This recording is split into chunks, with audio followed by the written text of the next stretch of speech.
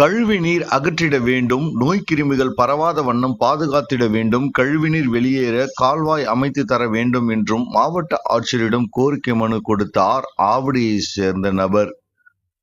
திருவள்ளூர் மாவட்டம் ஆவடி மாநகராட்சிக்கு உட்பட்ட CRPF அருகில் உள்ள பிருந்தாவனம் நகரில் அமைந்துள்ள மூகாம்பிகை அபார்ட்மெண்ட் பகுதியில் 100க்கும் மேற்பட்ட குடும்பங்கள் வசித்து வருகின்றன.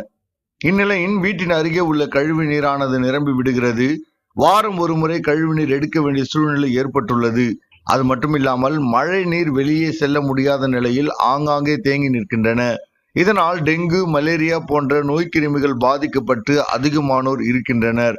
உடனடியாக எங்களுடைய அபார்ட்மெண்ட் அருகில் உள்ள கழிவுநீரை அகற்றிட வேண்டும், கழிவுநீர் மற்றும் மழைநீர் வெளியேறும் வகையில் காவாய் அமைத்து தர வேண்டும் என்று பல முறை கவுன்சிலரிடம் மனு கொடுத்தோம்.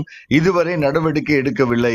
உடனடியாக இது குறித்து மாவட்ட ஆட்சியர் நடவடிக்கை எடுத்து நோய்க்கிருமிகள் பரவாத வண்ணம் பாதுகாக்க வேண்டும் என்றும், தொடர்ந்து ஆவடி மாநகராட்சி இது குறித்து நடவடிக்கை எடுக்க வேண்டும், உடனடியாக எங்களுக்கு காவாய் அமைத்து தந்து கழிவுநீரை வெளியேற்றிவிட வேண்டும் என்று பிருந்தாவனம் மூகாம்பிகை அபார்ட்மெண்டில் வசிக்கும் சுந்தர்ராஜ் அவர்கள் மாவட்ட ஆட்சியரிடம் கோரிக்கை மனு கொடுத்தார்.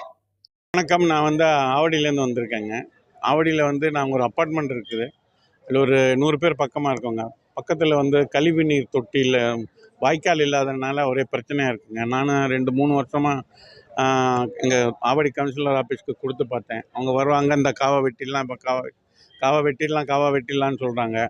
வந்து பார்த்துட்டு போகிறாங்க. நான் காவா வெட்டுறது இது வரைக்கும் வெட்டலைங்க. நான் அங்கே உள்ள கவுன்சிலரை பார்த்து சொன்னோம். கவுன்சிலர் வெட்டிடலாம் அப்படின்னு தான் 2 வருஷமாக சொன்னார். இது வரைக்கும் இது வெட்டலைங்க. அது பக்கத்தில் ஒரே தண்ணியாக நிற்குது. அதோட போட்டோ நான் உங்களுக்கு அனுப்பிச்சிருக்கேன். ஒரே கொசுங்க, அங்கே தூங்க முடிய மாட்டேங்குது. என் பையனுக்கு 2 தடவை மலேரியா வந்துருச்சு, டெங்கு வந்துருச்சு, மிஸ்ஸஸ்க்கு டெங்கு வந்துருச்சு.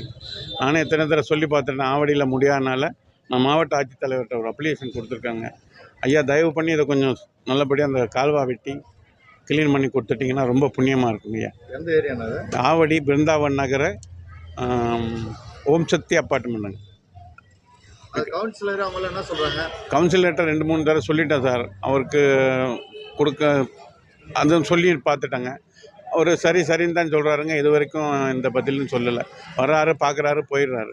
கவுன்சிலர் அந்த ஸ்டெப் எதுவும் எடுக்கிற மாதிரி தெரியலைங்கய்யா. ஆவடி நகராட்சியிலேருந்து வர்றாங்க, பார்க்குறாங்க, ஆனால் போயிடுறாங்க. வராங்க, அது அங்கிட்டு இங்கிட்டு அந்த பிளாஸ்டிக் கிடக்கிறதெல்லாம் சுத்தம் பண்ணிவிட்டு அப்படியே தண்ணி விட்டு போயிடுறாங்க.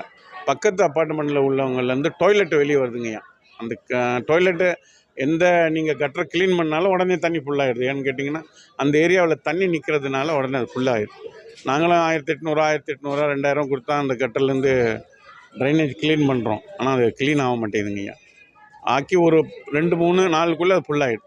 திருப்பி லெட்டின் வெளியே வர ஆரம்பிச்சிடுது. கொஞ்சம் அந்த மனசு இறங்கி கொஞ்சம் மாவட்ட ஆட்சியர் கொஞ்சம் கழிவுநீர் வாய்க்கால் ஒன்று வெட்டி கொடுத்துருங்க. அந்த கழிவுநீர் வாய்க்கால் வெட்டி கொடுத்தீங்கன்னா நாங்கள் பாத்ரூமில் உள்ள தண்ணி அதில் ஊற்றிக்குவோம். ட்ரைனேஜை நாங்கள் எடுத்து கொடுத்துருவோம். ட்ரைனேஜ் கொடுக்குறது எங்களுக்கு ஒன்றும் பிரச்சனை இல்லைங்க. இப்போ கழிவுநீர் தண்ணி நிற்கிறதுனால ட்ரைனேஜ் லைன் ஃபுல்லாகிடுது. கட்டர் ஃபுல்லாகிடுறதுனால திருப்பி எடுத்தாலும் 2 நாளில் திருப்பி ரிட்டன் தண்ணி ஃபுல்லாகிடுதுங்க. அதனால் ஒரு காவா வெட்டி தரம் கேட்டுக்கிறேங்க.